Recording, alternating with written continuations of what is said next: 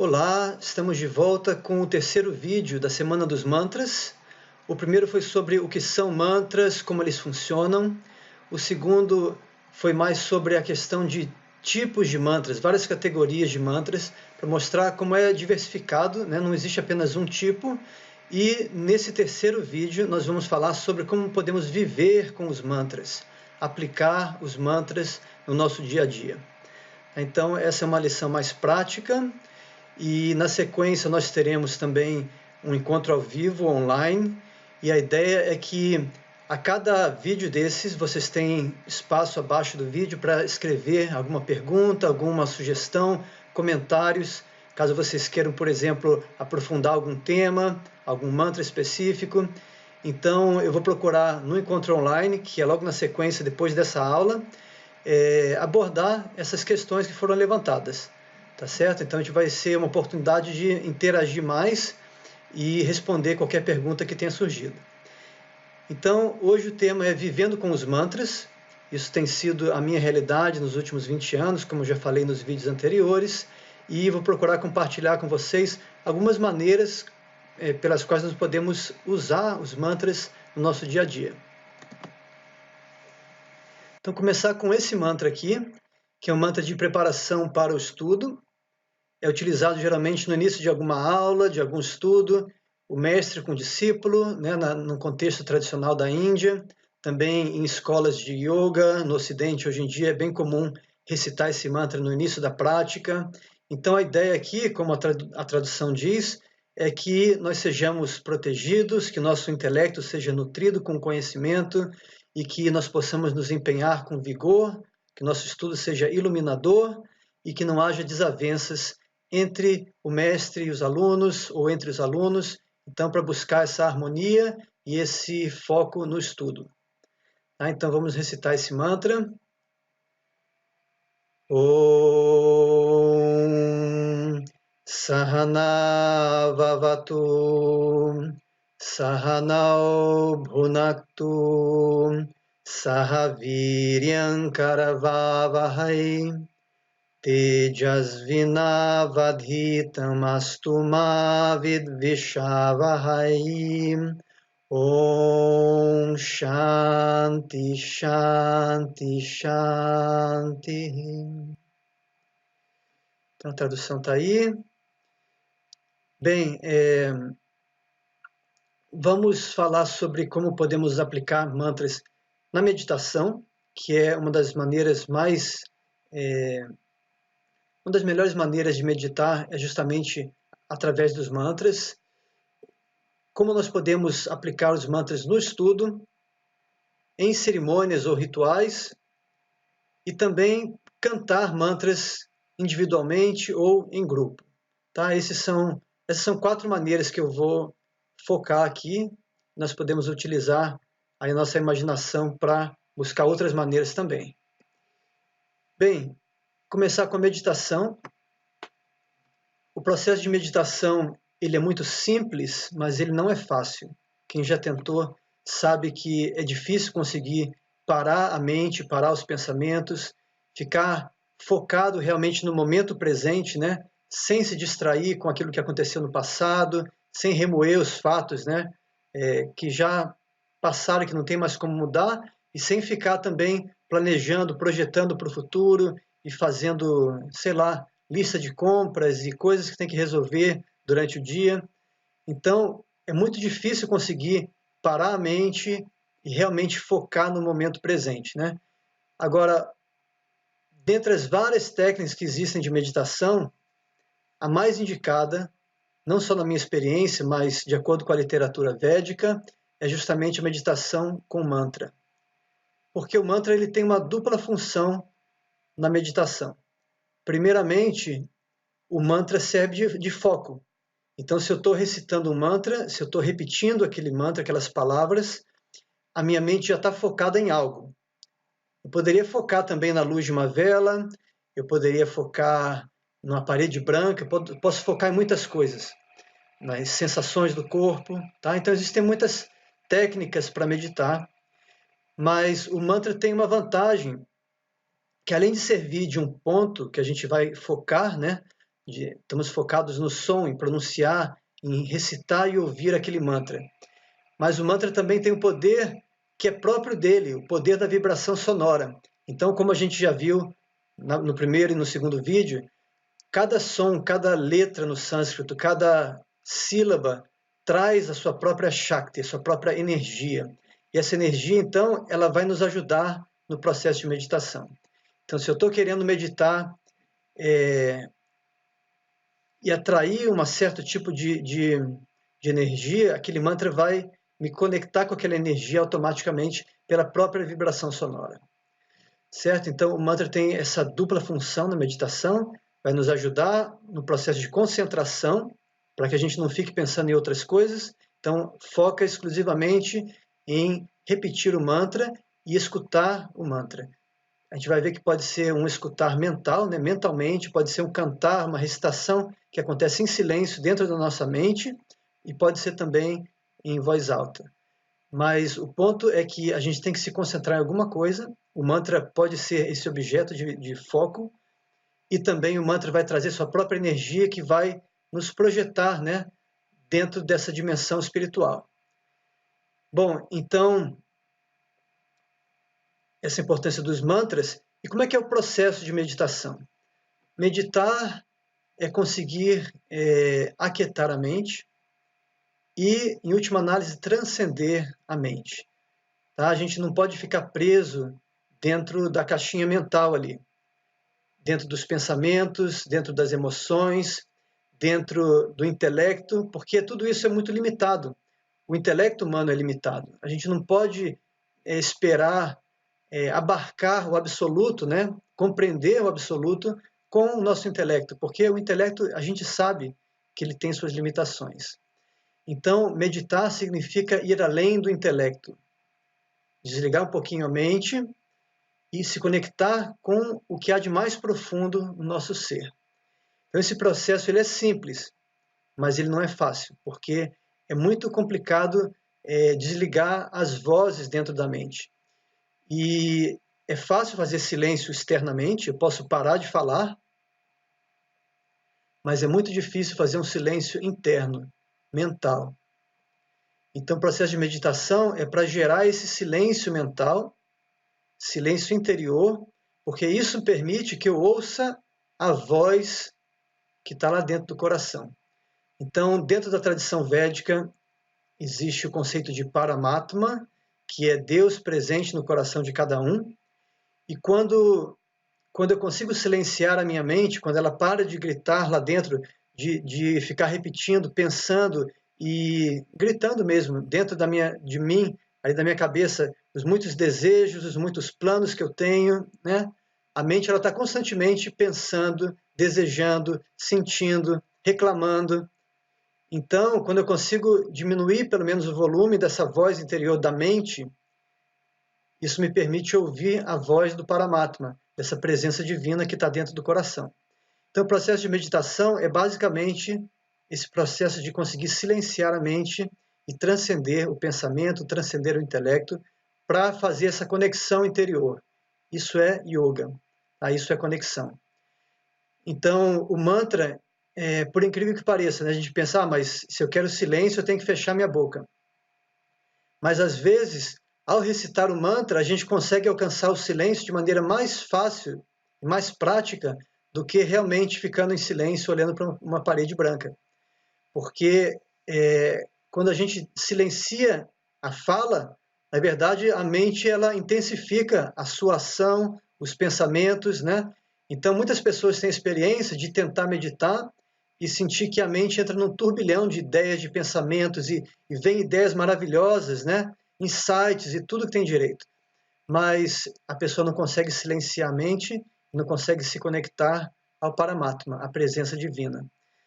Então, esse processo de meditação com mantras ele é muito prático e ele é recomendado em vários textos da Índia que vão falar que, especialmente na era que a gente está vivendo, o processo mais indicado é o processo da recitação dos mantras, porque isso nos ajuda realmente a conectar e fazer avanço palpável, né? Algo tangível na nossa vida espiritual. Então, uma das coisas que é usada, né, assim, uma maneira de também concentrar é usando a Japamala, que é um cordão de contas, como tem aí nessa foto. A pessoa está segurando um rosário, né, um cordão de contas, e vai para cada mantra, a pessoa vai passando uma bolinha dessas daí. Então, a ideia da Japamala é não só contar, mas também engajar mais um sentido, que é o tato.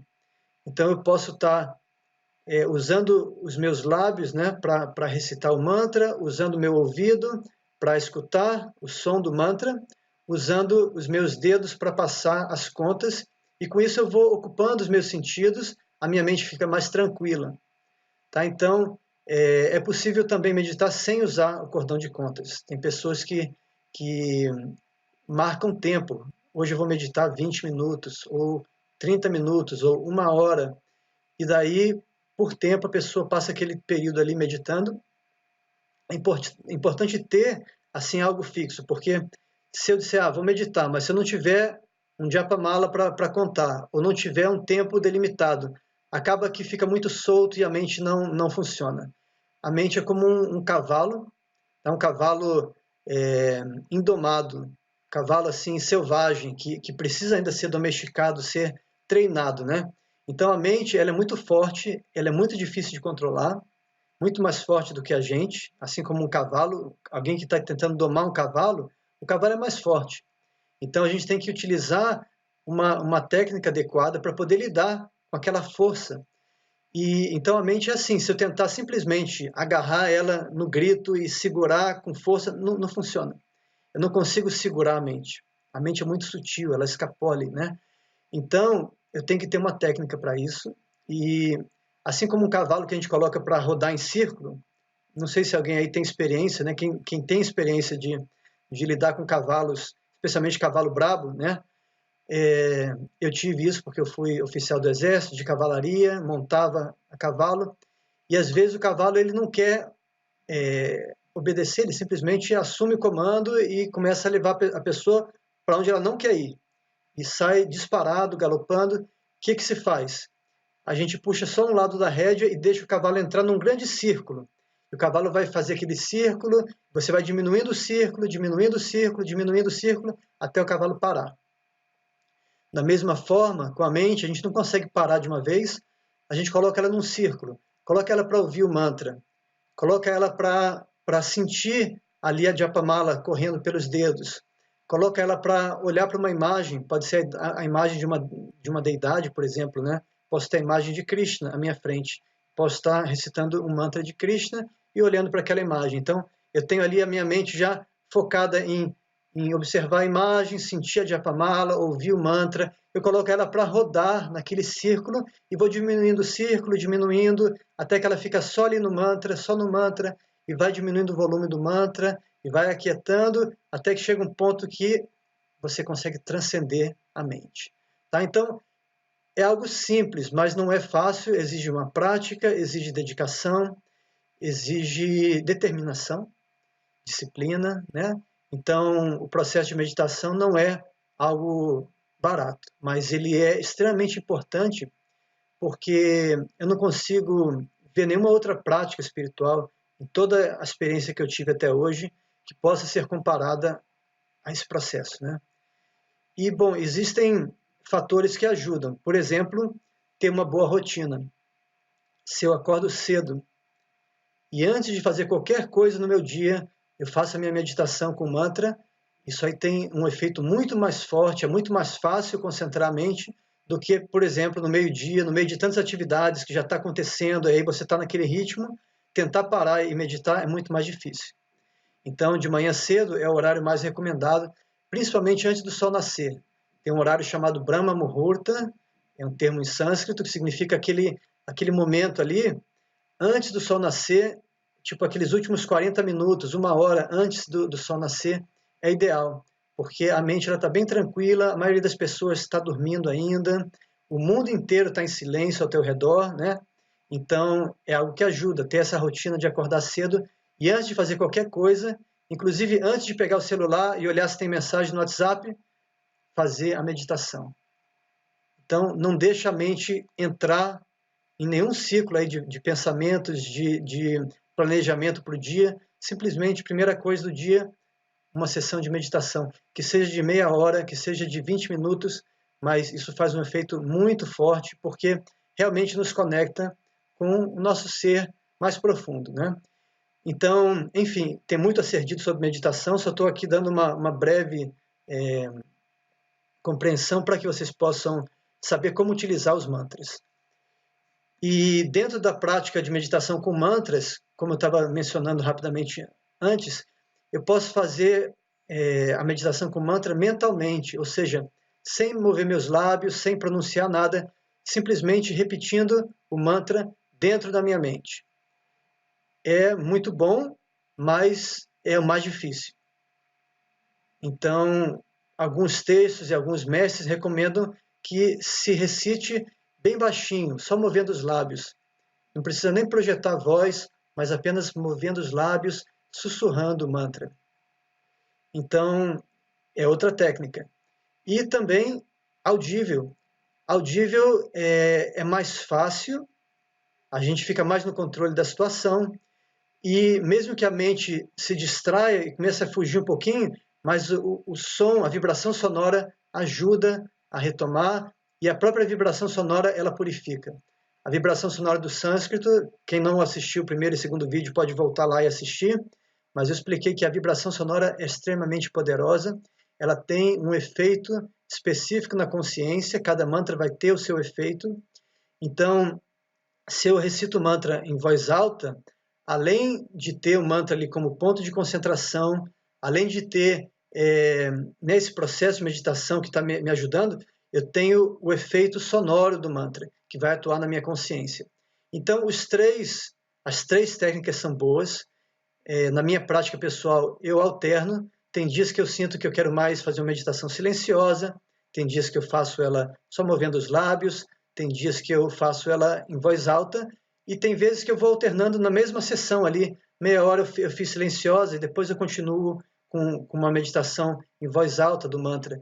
Então, quer dizer, não existe uma regra rígida, qualquer uma das três vai ser extremamente benéfica e são opções que vocês têm aí para meditar com mantras.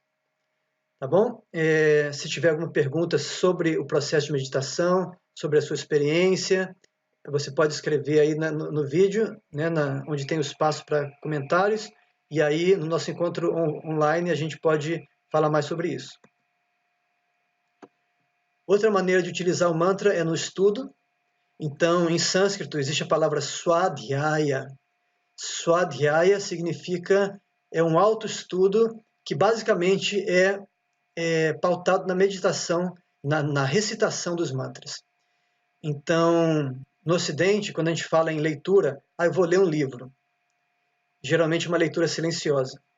Na Índia, as pessoas falam em leitura, geralmente elas pensam em ler em voz alta, porque tradicionalmente na Índia, Swadhyaya, que é esse processo de estudo e de leitura, é feito em voz alta, porque os textos védicos eram escritos em mantras. Né? Cada verso é um mantra. Se você pegar a Bhagavad Gita, se pegar as Upanishads, se pegar os Vedas, os Puranas, eles são escritos em versos e cada um desses versos é um mantra. Então, quando eu falo do Gayatri Mantra, que a gente falou na lição anterior, nada mais é do que um dos versos escrito naquela métrica específica, que é Gayatri, e que ele se encontra no Rig Veda. Tá? Então, são coleções de mantras que nós temos nesses textos antigos da Índia. Então, o processo de estudar na Índia é baseado muito mais em recitar os mantras e ouvir e memorizar os mantras do que apenas ler silenciosamente. Quando eu fui para a Índia e procurei meu primeiro professor de sânscrito, eu pensei que ele ia me dizer, compra tal livro, né? Ou traz um caderno. Ele falou, não, você simplesmente vai sentar aqui, eu vou te ensinar o sânscrito. E como é que ele fazia isso? Ele recitava as regras gramaticais que eram colocadas na forma de sutra, que são aforismos bem resumidos, né? E eu ouvia algumas vezes, repetia junto com ele e memorizava.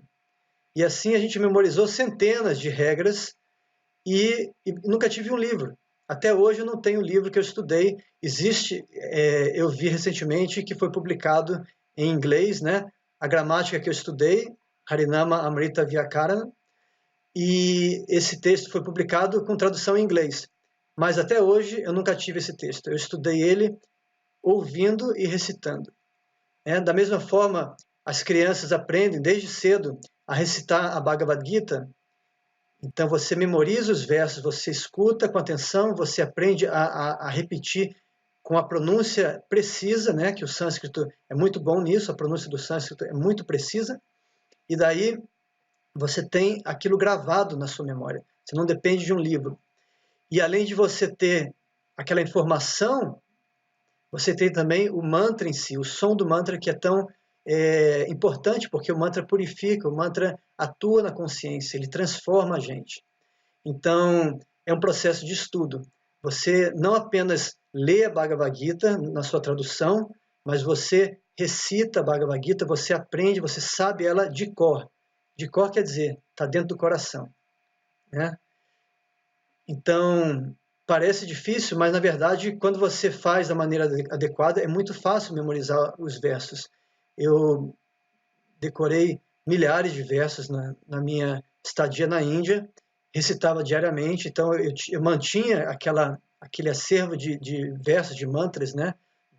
Sempre bem assim, pronto para utilizar, eu sabia recitar todos eles na ponta da língua.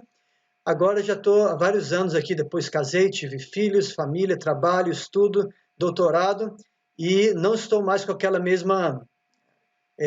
não está tão na ponta da língua mais.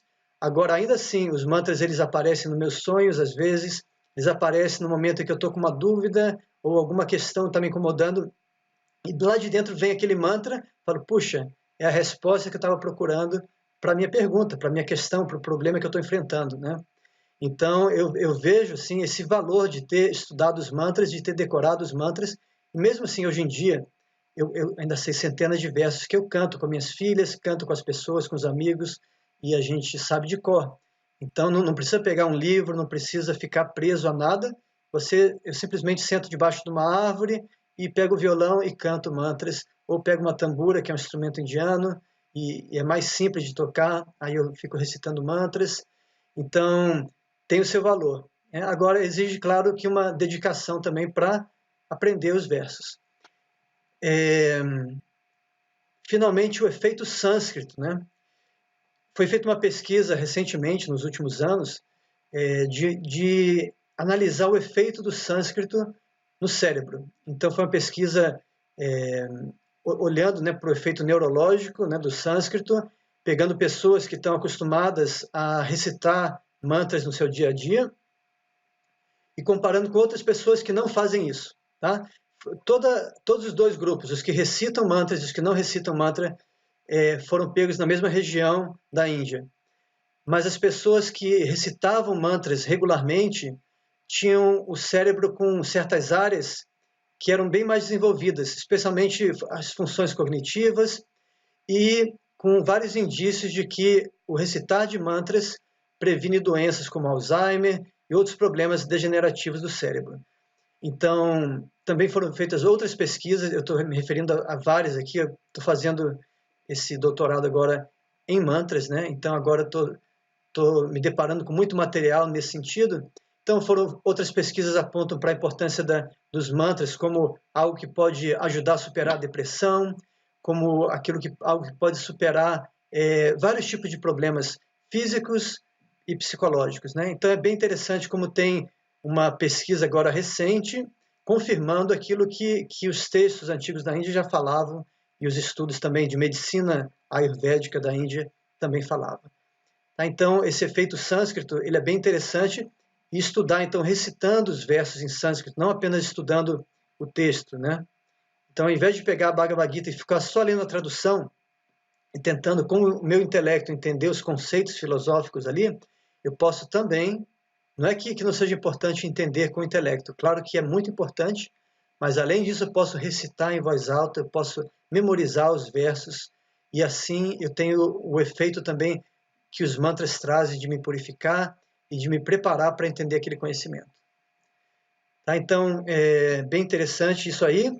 E finalmente, não finalmente, uma terceira maneira de utilizar os mantras é em cerimônias. Por exemplo, cerimônia de Arati ou Puja, né?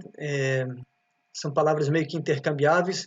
Arati é aquela cerimônia na Índia em que, em um templo, geralmente, ou em algum lugar, a pessoa oferece incenso, oferece flores, oferece lamparinas. Então, enquanto se faz cerimônia de Arati ou Puja, é quase que é de praxe, né? Cantar mantras. Então você tem uma pessoa que está oferecendo aqueles elementos, né? Oferecendo o incenso, oferecendo a lamparina. Enquanto isso, tem um grupo de pessoas cantando mantras, né? Ali na frente do altar, dentro do templo. Então essa é uma maneira em que os mantras são utilizados diariamente na Índia, nos templos, no Ocidente também, onde quer que haja uma cerimônia de arati, seja por um grupo de indianos, seja por um grupo de praticantes de yoga ou praticantes de algum tipo de tradição da Índia, é muito comum que os mantras acompanhem o processo, né, o ritual de arati ou de puja. Também na cerimônia de fogo, eu coloquei algumas fotos aí, coloquei fotos minhas para não ter problema com direitos autorais, mas claro que se vocês olharem aí online, vocês vão encontrar muito mais fotos sobre cerimônias de arati, puja, agnihotra, etc. Então, quando você faz uma cerimônia védica, seja para o nascimento de uma criança, que é o caso aí dessa cerimônia que eu estava fazendo, seja para um casamento, seja para uma iniciação espiritual, ou qualquer outro sanskara, né? Sanskara são os sacramentos védicos. Então, você, junto com a cerimônia de fogo, você está o tempo todo recitando mantras. E vai variar, depende de qual tipo de cerimônia você tem, você vai escolher os mantras adequados para aquela cerimônia. Então, essa é uma outra maneira que a gente pode empregar os mantras. E, finalmente, assim, para fechar aqui esse vídeo, né? A gente pode cantar mantras.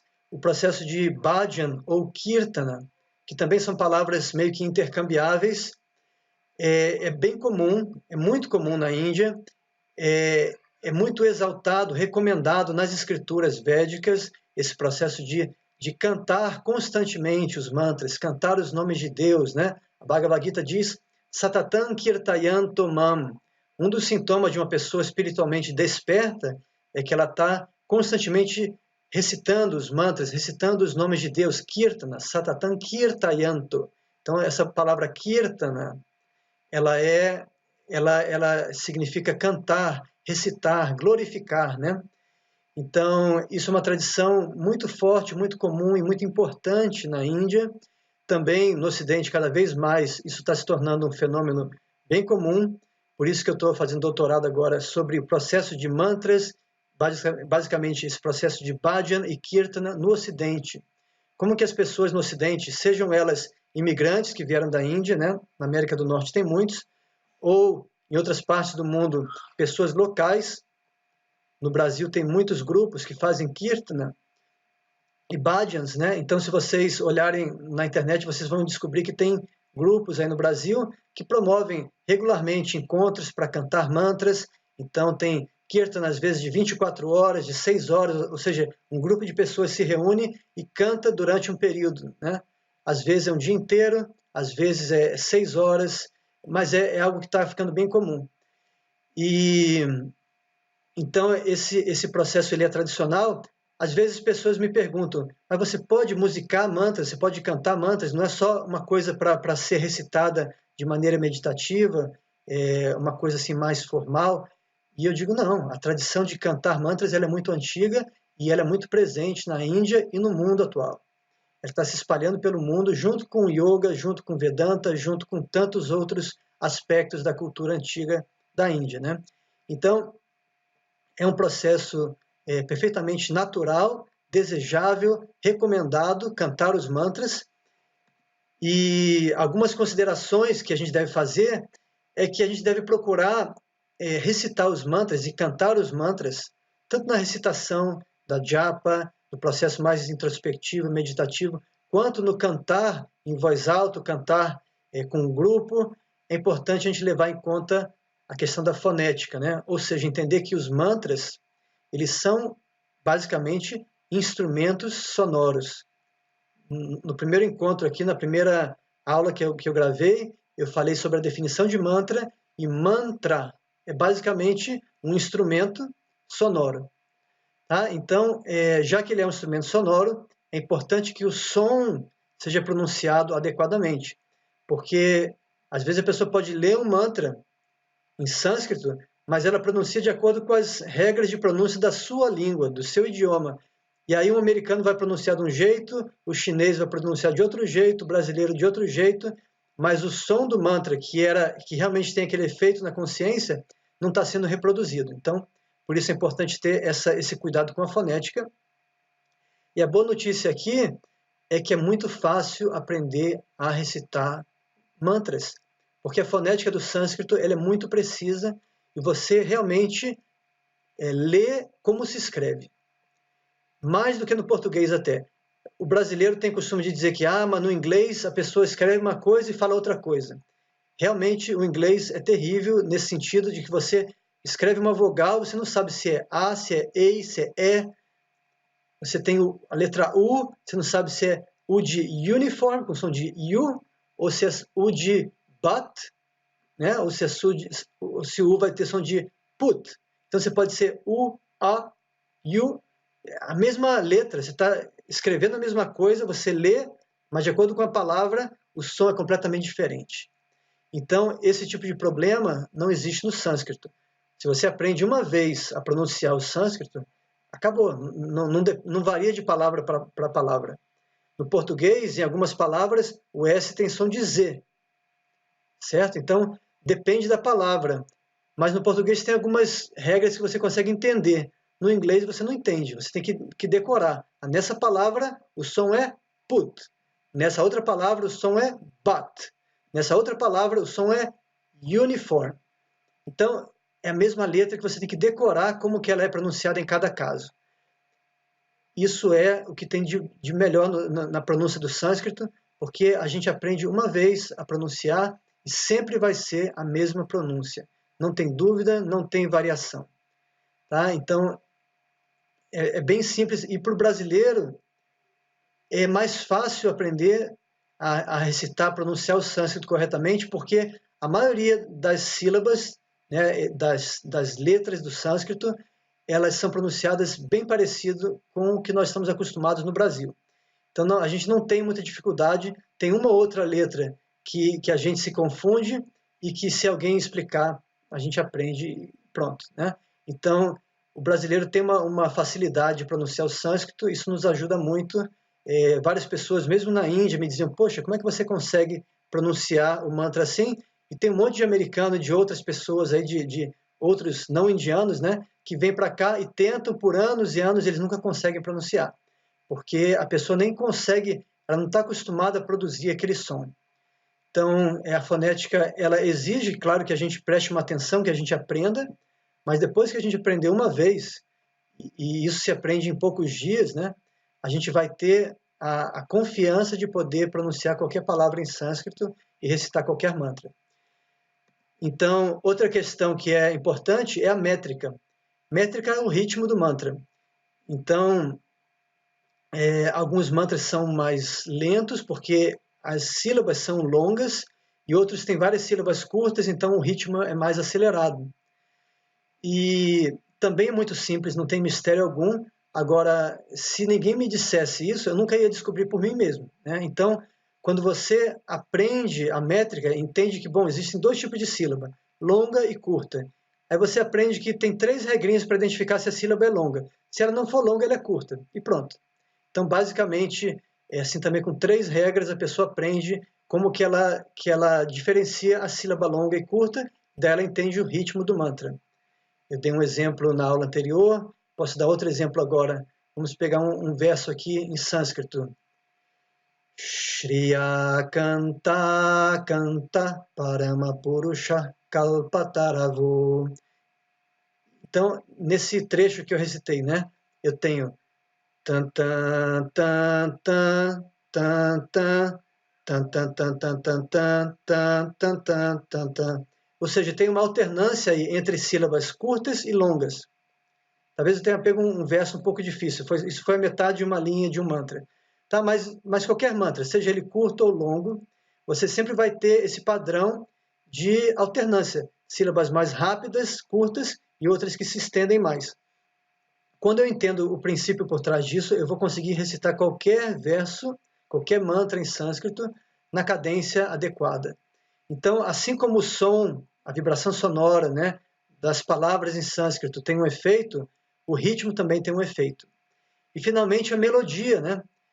Então, existem ragas. Raga é uma combinação melódica, são certas notas que se combinam e que elas favorecem um certo tipo de atitude, de humor, de sentimento. Então, dependendo do tipo de mantra, da energia do mantra, é importante também buscar uma melodia, uma combinação de notas musicais que combine com o mantra. Então, essas três coisas, né? A pronúncia correta do sânscrito, o ritmo do mantra e a melodia que seja compatível ali. Porque se o mantra ele é uma coisa assim mais de acalmar a mente, um mantra de Shiva, um mantra para silenciar, né? Para promover essa interiorização. E eu começo a cantar ele como se fosse um carnaval, não combina bem, né? E por outro lado, se o mantra é de superação de obstáculos, de Ganesha, de abrir o caminho para a pessoa poder avançar, e eu fico arrastando muito ele, não vai combinar também. Então, o mantra de Ganesha, assim, exige uma melodia que combine com ele, uma progressão, uma marcha, uma coisa assim mais forte, né? Um mantra de Shiva que está promovendo Shanti, Shiva, Shambhu, Shankara, né? Esse som que acalma, que tranquiliza a mente. Então, uma coisa mais suave, uma coisa que ajuda, que promova também esse tipo de atitude e de interiorização. Então, existe muita teoria por trás disso. Tem pessoas que passam a vida inteira estudando as ragas, estudando a métrica e assim por diante, né? Nas tradições da Índia, também na tradição Sikh, que dá muita ênfase no processo de cantar, então eles estudam muito essa questão das melodias, das ragas. E, bom, tem outra questão que são os instrumentos, né? Algumas pessoas acham que só instrumentos tradicionais podem ser utilizados para cantar mantras. Então, um dos instrumentos considerados mais comuns, né, no cantar dos mantras, nos bhajans, nos kirtanas, na Índia, é o harmônio, que é tipo um órgão pequenininho que você toca e vai apertando um fole e você vai tocando. Então, o harmônio é muito comum e é considerado um instrumento tradicional nos bhajans na Índia. Porém, se a gente voltar alguns séculos, né, na história, a gente vai ver que o harmônio foi inventado na Europa, era quase como um piano, só que era um piano mais fácil de transportar, ele era um pouco menor que o piano, e ele tinha um fole no pé, a pessoa ia apertando o fole com o pé e tocando com as duas mãos como um piano, como um órgão. Os europeus que foram para a Índia, colonizaram a Índia, os ingleses, franceses e outros, eles trouxeram esse harmônio com eles porque eles não conseguiam carregar o piano. O piano era um trambolho muito grande, não dava para carregar e também era mais difícil de manter no clima da Índia, que era muito úmido, o piano não funcionava bem. Então o harmônio funcionava, as famílias tradicionais europeias traziam e tinham esses instrumentos, né, na sua casa. E o indiano fez o quê? Ele adaptou o harmônio, ele tirou a perna do harmônio, porque o ocidental está acostumado a sentar numa cadeira, o indiano gosta de sentar no chão. Então, para que tem essa perna? Não precisa. Senta no chão, tira a perna do harmônio, coloca ele no chão também. E como o indiano toca as músicas usando a melodia e não a harmonia, ou seja, eles não usam as duas mãos para tocar. O indiano toca com uma mão só, fazendo a linha melódica com uma mão apenas. Então, o harmônio passou a ser um instrumento menor, você senta com ele no chão, numa caixinha, você usa uma mão para apertar o fole e a outra mão para tocar. Então, assim, um instrumento tradicional da Índia, né, para cantar mantras, fazer bhajans, kirtanas, esse instrumento, na verdade, é europeu. Mas hoje em dia ele é considerado um instrumento que é o símbolo do bhajan, né? Então, quer dizer, o que é tradicional, o que não é muito relativo.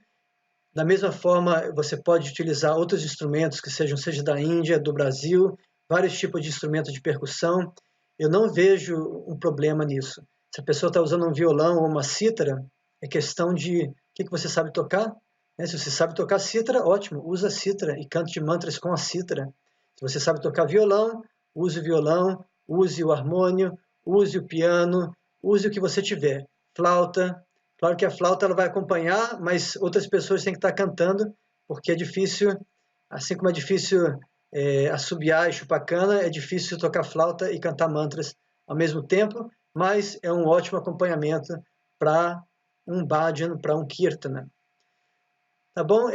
Que mais que a gente pode falar sobre cantar mantras? O cantar ele é mais espontâneo, né? Ele pode ser mais espontâneo, ele é enfatizado nas escrituras como uma maneira muito, assim, é algo maravilhoso para você realmente colocar o seu coração, cantar e se conectar a Deus através do cantar dos mantras, né? Aqui em casa, na nossa família, essa é a nossa prática diária. Com crianças funciona super bem. As crianças cantam, dançam espontaneamente enquanto os adultos estão ali cantando os mantras e assim, é uma coisa que todo mundo pode participar, né? Seja uma criança, um adulto, uma pessoa que conhece, que tem experiência, ou alguém que está chegando novo, que chega ali, vai ouvindo e repetindo, ouvindo, repetindo, não tem mistério. Se a pessoa não sabe a pronúncia, ela vai prestando atenção, e geralmente é no processo de Shravana e Kirtana, ou seja, você ouve primeiro e você repete aquilo que você ouviu. Então, eu aprendi, como eu falei, né, ouvindo meu professor recitar os mantras, eu repetia, até ele dizer, agora tá bom. Aí eu repetia, memorizava, e não precisava de livro, não precisa de nada. A pessoa precisa simplesmente ouvir com atenção e repetir, reproduzir aquele som. Então, essas foram algumas maneiras que eu pude pensar aqui de como a gente pode aplicar os mantras no dia a dia. A gente pode viver absorto nos mantras, né, aplicando eles de manhã cedo, pode fazer uma meditação quando acorda, pode fazer um estudo durante o dia, pode cantar em grupo, pode cantar sozinho, pode juntar, fazer uma roda e fazer um luau, né, pode ir para uma floresta, beira de uma cachoeira, pode acampar. Então, tudo isso que eu estou falando com vocês é a minha experiência pessoal. Aqui a gente, em família, faz tudo isso, a gente estuda mantras, a gente recita mantras com a tambura, que é mais suave. Às vezes a gente faz uma festa mesmo, a gente canta e dança e faz um kirtana super enérgico, assim, bem entusiasmado. Então, ou seja, existem muitas maneiras de aplicar os mantras, cada pessoa pode encontrar, né, sua própria maneira, aquilo que combina mais com ela, se ela está buscando um momento mais introspectivo ou mais de expansão, de alegria, de celebrar, né, a vida espiritual. A vida espiritual não precisa ser apenas algo assim sério e assim rigoroso. A vida espiritual também inclui celebração, inclui alegria, inclui assim agradecer pela dádiva de estarmos vivos, de amarmos as pessoas ao nosso redor, de sermos amados, de poder expressar o nosso amor através do cantar dos nomes de Deus, dos mantras. Tá bom? Então, é isso que eu tinha para falar. Se tiver perguntas sobre esse encontro, podem deixar escrito aí. Nosso próximo encontro será, então, ao vivo. Nós teremos a oportunidade de responder as perguntas que foram feitas e aprofundar algum tema também que tenha sido indicado ali. Tá bom?